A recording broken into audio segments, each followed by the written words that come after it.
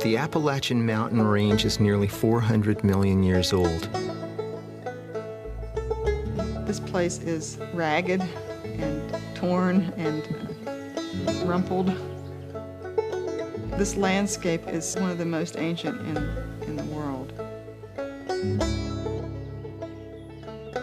For more than 1,500 miles, the chain snakes down from Canada through New York, Pennsylvania, and all of West Virginia.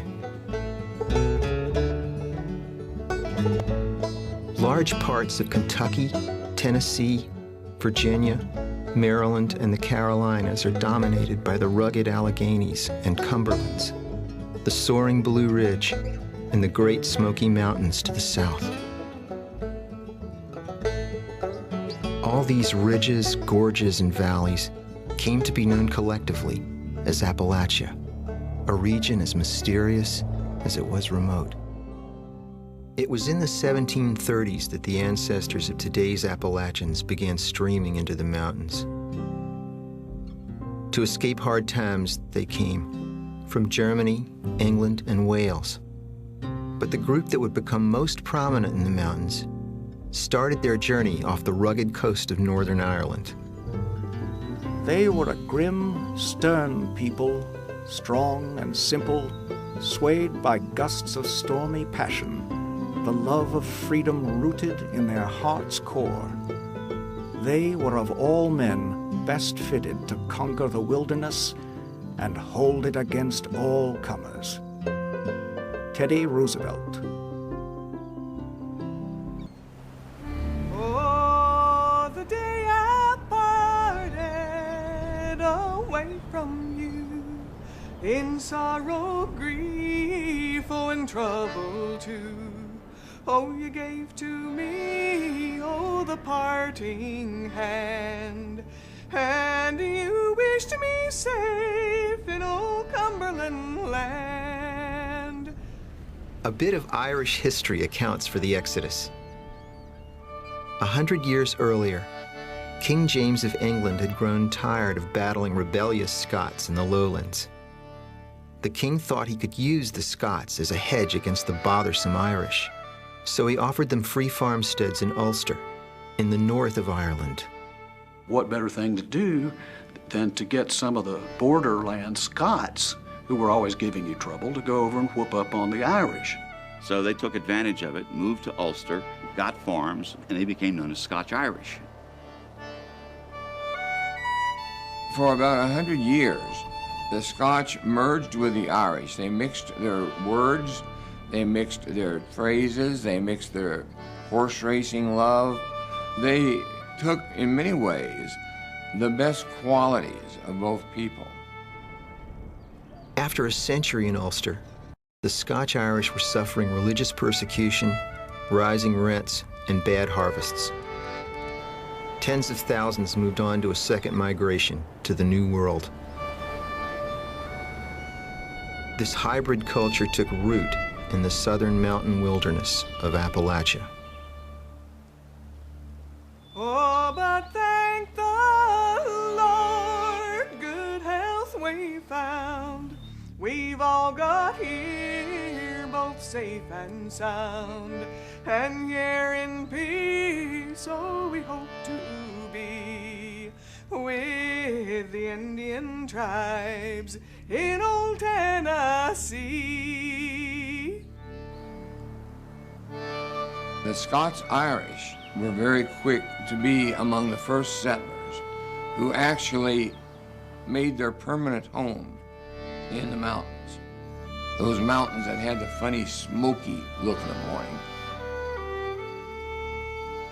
When we were got up to the top of the mountain and set down very weary, we saw very high mountains lying to the north and south as far as we could discern. It was a pleasing, though dreadful sight, to see mountains and hills as if piled one upon the other. Robert Fallam, 1671. Now I've nothing strange all to write to you. Well, the preaching's scarce, so and religion too. But we've better land and a fertile soil. We've got honey, milk, we've corn and oil. Once they made their permanent home in the mountains, they by no means were the only ones that settled in there, but they were the most colorful, most influential. You had the other mix of the Germans who came here. And the Germans are known for their orderliness and, their rules for everything and building really staunch barns out of material that will last. The Scotch-Irish, on the other hand, tended to be more footloose and fancy-free.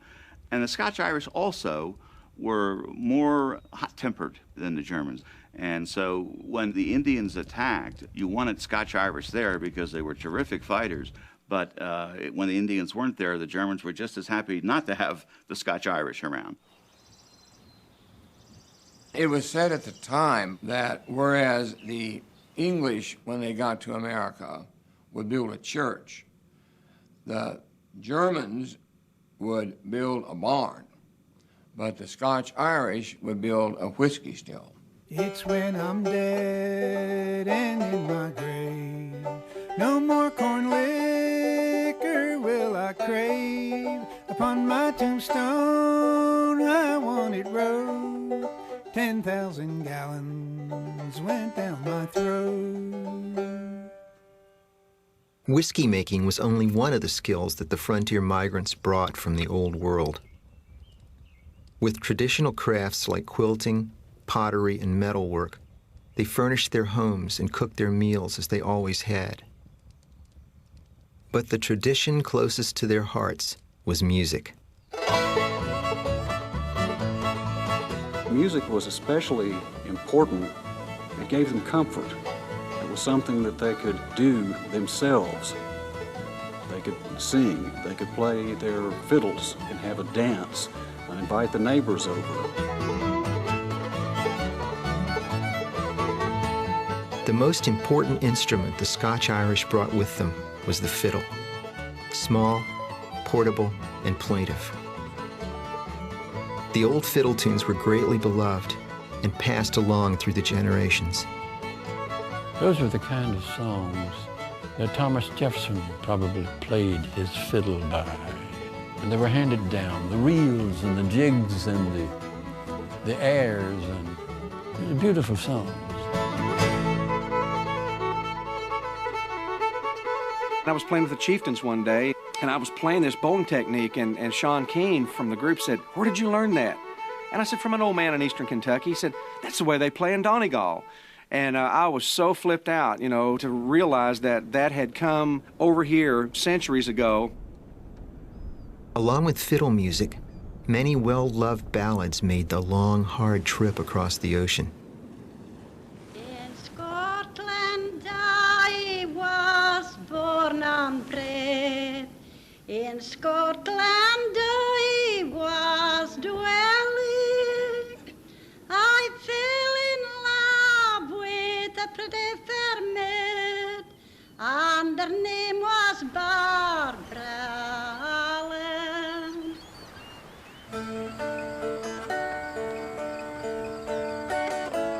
As people packed up to make the journey to the New World, they had to leave almost everything behind. There wasn't enough room on the ship for anything, but there was enough room on that ship to memorize a few dozen songs. Singing those songs or playing those tunes made them feel at home. They had brought that part of their culture with them. Oh, mother, go dig my grave. Go dig it long and narrow. Sweet William died for me today. I'll die for him tomorrow. The ballads, of course, are basically narrative songs or story songs. Many of them go back in England as far back as the days of Shakespeare. You know, it comes from the troubadours in England, like 14th, 15th, 16th century. They traveled the country. They would stop at a farmhouse. They would write a song for the person who lived there. That's what they had to say about the troubadour. He always paid his way. They didn't say that he paid his way with a song, but he did, for a warm bed and breakfast in the morning. We still kind of do that. Mm-hmm. We do, don't we? Those songs didn't die off in the mountains. They stayed in the mountains. Many of these songs dealt with the same kind of archetypal themes that soap operas today deal with: deception, betrayal, murder, and true love. Barbara Allen is the classic example. If your name be Barbary Allen. Later on, we began to get songs that dealt with topical subjects, especially as Americans began to take hold of the models of the old songs and create new songs around them. That's the only way you passed it down, was to write about it. If anything happened, if someone got killed, there would be a song wrote about it. This man got this girl pregnant, and it's a true song. He was going to marry her, or he told her he was going to marry her. That was what the story was about. And they went out walking on a Sunday afternoon, and he threw her in the river, the Ohio River. I asked my love to take a walk, just to walk a little ways. And as we walk, oh, may we talk all about our wedding day. Americans tended to change the songs. If you're going to have fun singing a good ballad, you got to learn something from it. So on many American songs, you have tied on to the end of the ballad a moral. Down by the banks of the Ohio. Banks of the Ohio. The man takes the woman down to the banks of the Ohio and pushes her in to drown, and I watched her as she floated down. Well, he's ultimately apprehended, but you know, that's pretty direct. And only say that you'll be mine in no other's arms inclined, down beside where the waters go, down by the banks of the Ohio. It's one of those songs that has about 100 verses. Mm-hmm. And I think he kills her, right? And killed her. Killed her. Plunged his knife into her breast. Threw her in the river. Took her by her little hand, led her down where the water's bound. There I threw her in to drown, washed her as she floated down. Darling, say. It's a hard thing to put into words.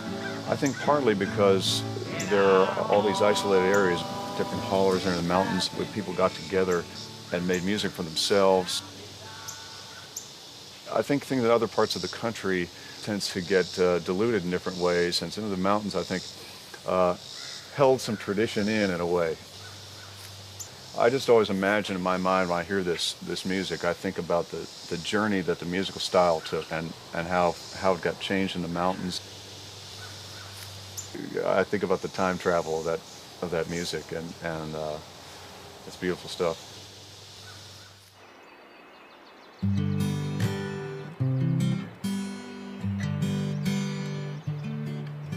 The same rugged mountains that held and nurtured music and culture also marked the western boundary of colonial America.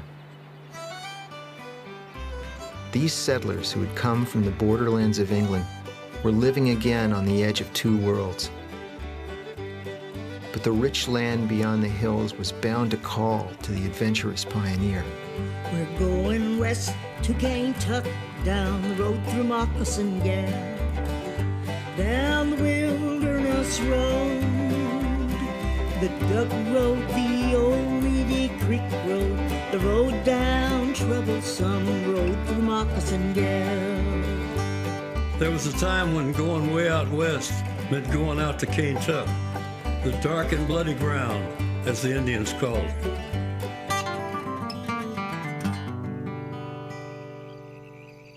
In 1769, a backcountry explorer forged his way across the Alleghenies. After traveling dark wilderness trails for 5 weeks, he and his men came upon a most remarkable sight. I had gained the summit of a commanding ridge, and looking round with astonishing delight, beheld the ample plains, the beauteous tracts below. Daniel Boone. Boone could see that the territory was ripe for farming, and 6 years later he established a settlement in Kentucky. He was flatly defying British orders to stay east of the Alleghenies and avoid the French, who held lands to the west. Throughout the 18th century, English, French, settlers, and Indians were mired in combat in Appalachia. It was said a man could live from boyhood to old age and never know a time of peace. The culminating battle began when the colonies declared their independence in 1776. The American Revolution was hard fought in the mountains by all the friends and foes of the colonial cause. We have to remember that the Revolution was a civil war. There were people on both sides. By and large, the people who were on the side of the Crown or who were neutral or indifferent in Appalachia did not take up arms. One of the assumptions of the British Army that invaded the South in the 1780s was that if they reached the backcountry, that the loyalists there would rise up, and that didn't happen. Most of the mountaineers, especially the Scotch-Irish, were fiercely committed to throwing over British rule. They were among the first to sign up when George Washington sent out the call for troops. The Scotch-Irish had declared that these colonies are and of right ought to be free and independent. And it was from these that came that outburst of rugged and determined people that made the Declaration of 1776 possible. Colonel A.K. McClure, newspaper editor. The most famous backcountry fighters were the Over-Mountain Men of Tennessee, who defeated the stalwart Colonel Ferguson at the Battle of Kings Mountain in South Carolina. Ferguson had threatened to cross the Appalachians and exterminate the people if they didn't support the king. In his proclamation, he called the mountaineers white barbarians. To the colonel's surprise, the barbarians charged his forces, seeking cover behind rocks and chasing the soldiers up the mountain, tree by tree. They killed nearly 200 British troops, including Colonel Ferguson. Well, they won. They won because they adopted the Indian style of warfare as they had before, and they won because the loyalists in the backwoods didn't rise up in support of the British Army. The surprise victory snuffed out British hopes for taking the South and was a critical turning point in making America the land of the free. George Washington said if he ever had to make a last stand, he would want to stand with the Over-Mountain Boys, who knew how to shoot and fight. The Revolution was a turning point for Appalachia. The region headed into a period of significant growth and change. Thousands of soldiers were rewarded with free homesteads, bringing a flood of new settlers to the mountains. And the proud mountaineer would soon find himself doing battle with the very government he had just helped bring to power. Come on, all you booze fighters, if you want to hear about the kind of booze that we sell around here. It's made way back in the swamps and the hills where there's plenty of moonshine still. The Scotsmen had always known how to make liquor from barley and rye. They quickly learned to use Indian crops instead. Wheat and corn, berries and potatoes, just about anything that grew. Selling whiskey was good business, much more profitable than selling any of the bulky raw crops. But George Washington's government was buried in debt, and one of the ways they tried to pay it off was with a tax on whiskey. The settlers of the Western country were so opposed to this tax because it was very reminiscent of the taxes that were imposed on the colonists under the rule of King George of England.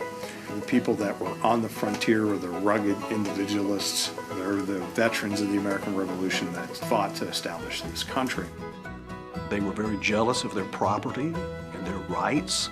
They valued freedom. They did not want to be told what to do by anyone. A string of violent protests broke out from New York to Georgia. It became known as the Whiskey Rebellion, and it raged from 1791 to 1794. The new tax was not to be tolerated. It was a tax that was required to be paid in cash. And cash was scarce on the frontier. Whiskey was a commodity that was used as money. Ministers were known to even accept payment for their Sunday services with whiskey. One drop will make a rabbit whip a bulldog. One drop will make a cat chase a wild hog.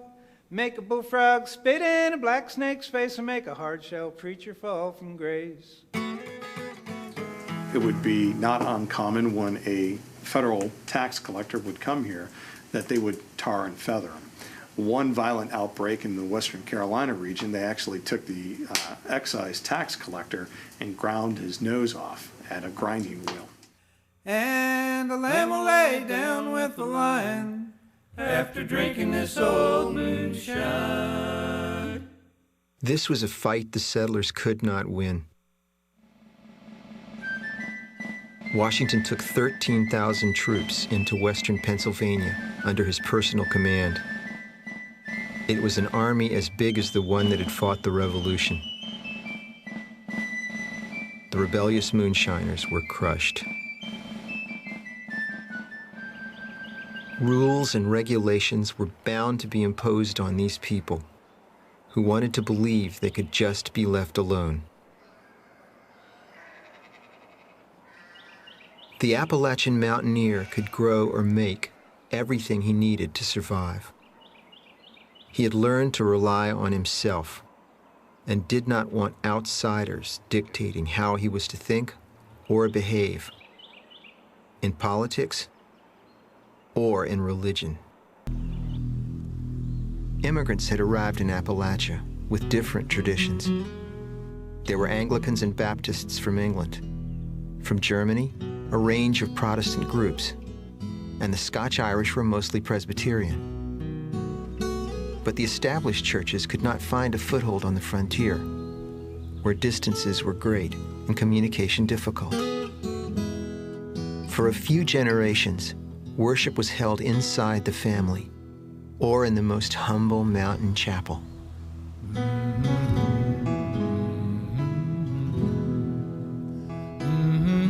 The religion most had carried with them was Calvinistic, tough, dark, and demanding. The old intellectual Calvinism started giving way to this new thought that God is all-loving. God would like to save us all. All we have to do is repent and ask for forgiveness, and we can be saved. That's the doctrine of free will, that we have it upon ourselves to decide whether or not to be saved. Well, this is more optimistic. People could get happy with religion. By the 1740s, this more hopeful vision was spreading like burning tinder through the mountains. There began a long series of evangelical or enthusiastic religious revivals known as the Great Awakenings.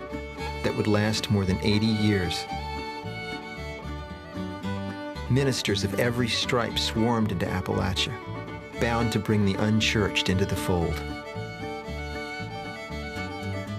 Most of these people had never before seen a minister or heard the Lord's Prayer, service, or sermon in their days. After service, they went to reveling, drinking, singing, dancing, and whoring. And most of the company were drunk before I quitted the spot. Charles Woodmason, minister, 1768.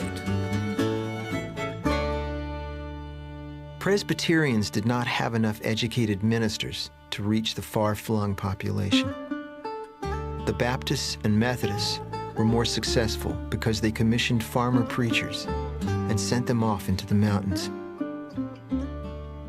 They were called the circuit riders. They spoke a common language with the people they were trying to convert and inspired them to gather together for worship. Long ago, when but a boy, at old camp meeting time. By 1800, the revival had found its most powerful outlet.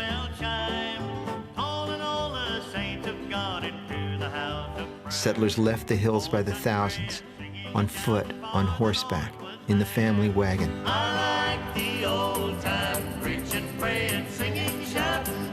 I like the old time reading of God's word. They traveled long days to the great camp meetings under the mountain sky. I like the old time worship of the Lord. Up in Cane Ridge, Kentucky, around Lexington, the Cane Ridge Revival had 25,000 people in 1801, which the population of Lexington, Kentucky was about 5,000 people at that time. So people came from miles and miles and miles away. That was what was considered the first camp meetings.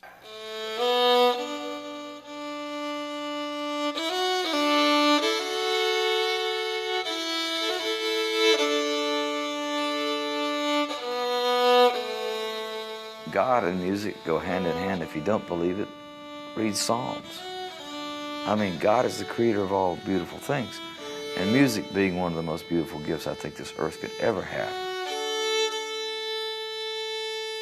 Music is our hope and our salvation in awfully hard times of struggle.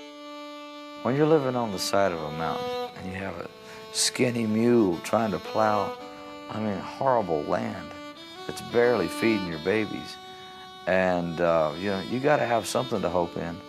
Oh man, what a wonderful thing to be able to go to church and talk to our Creator by way of music. The same revivals that energized the spirit would also transform religious music on the frontier. Like the ballads, religious songs were an essential part of life that had been carried from the old world, along with the traditional style of singing.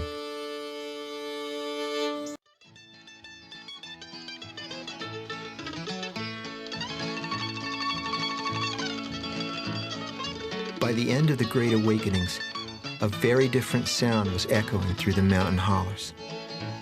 If I was a preacher, I'd tell you what I would do. I'd keep on preaching and I'd work on the building too. I'm working on the building. As white and black people mingled at revival meetings, the white musicians picked up on African rhythms. It's a Holy Ghost building. It's a Holy Ghost building. They created blood-stirring songs to fit the new emotional religion. Songs that would become classics of gospel and bluegrass. It's a Holy Ghost building for my Lord, for my Lord. He's a stranger in this valley where many a man met his grave.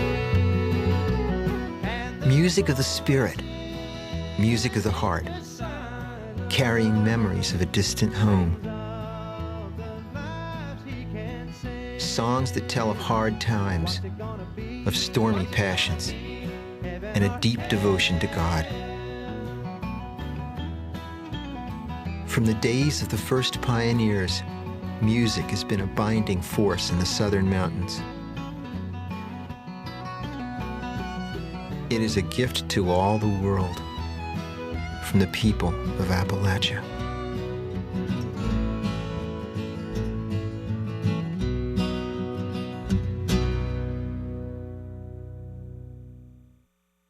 Come all ye fair and tender ladies, take warning how you court young men. They're like the stars of a summer's morning. They'll first appear